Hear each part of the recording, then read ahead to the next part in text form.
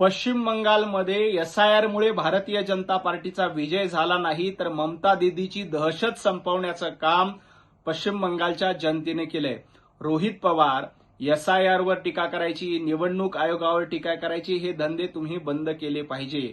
खरं तर एसआयआर मध्ये सर्वाधिक जास्त नावं ज्या 10 मतदारसंघामध्ये वगळली होती, त्या 10 पैकी 8 ठिकाणी टीएमसीचा विजय झाला. मग कसं काय तुम्ही एसआयआर वर खापर फोडता? कसं काय निवडणूक अधिकाऱ्यांवर खापर फोडता? रोहित पवारांनी आपल्या मतदारसंघाकडे लक्ष द्यावं. खरं तर त्यांना वाटतं की लवकरच राज्याचं नेतृत्व करावं, देशाचं नेतृत्व करावं, परंतु त्यासाठी वेळ आहे. आधी आपल्या मतदारसंघात काय चाललंय ते बघा, आपल्या पक्षात काय चाललंय ते बघा, आपल्या पक्षाची अवस्था काय झाली ती बघा, आणि नंतर निवडणूक आयोग आणि इतर गोष्टींवर टीका टिप्पणी करा. पंतप्रधान नरेंद्र मोदीजींच्या आव्हानानंतर माननीय शरद पवार साहेब म्हणतात की या देशामध्ये अस्वस्थता निर्माण झाली आहे. पवार साहेब, जेव्हा इंदिरा गांधींनी सोनं खरेदी करू नका असं आव्हान केलं होतं, तेव्हा कुणामध्ये अस्वस्थता निर्माण झाली होती? जेव्हा तुमचं युपीएचं सरकार होता, तुम्ही कृषी मंत्री होतात, महाराष्ट्रामध्ये रोज शेकड्याने शेतकरी आत्महत्या करत होते, तेव्हा तुम्हाला अस्वस्थता जाणवली नव्हती का?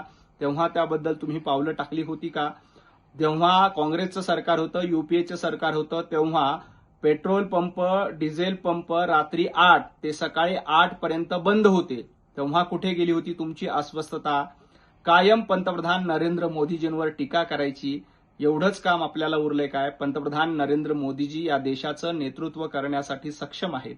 आपल्या युपीएच्या कारकिर्दीमध्ये कशा पद्धतीनं 2G स्कॅम, 3G स्कॅम झाले होते आणि मोठ्या प्रमाणात घोटाळे झाले होते, तेव्हा तुम्ही अस्वस्थतेबद्दल चकार शब्दानेही बोलला नव्हतात. आज पंतप्रधान नरेंद्र मोदीजी सक्षमपणे, समर्थपणे देश चालवत आहेत. पंतप्रधान नरेंद्र मोदीजींनी देशातील जनतेला काटकसरीचं आव्हान केल्यानंतर लगेच राज ठाकरे यांच्या पोटामध्ये दुखायला लागलं.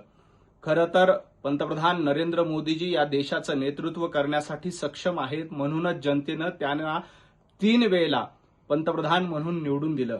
राज ठाकरे यांनी पंतप्रधान नरेंद्र मोदीजींना सल्ला देण्याच्या ऐवजी आपल्या पक्षाच्या बाबतीत, आपल्या पक्षाच्या ध्येय धोरणासाठी आणि पक्षवाढीसाठी एवढं मोठं ट्विट लिहिलं असतं तर त्याचा जास्त फायदा झाला असता.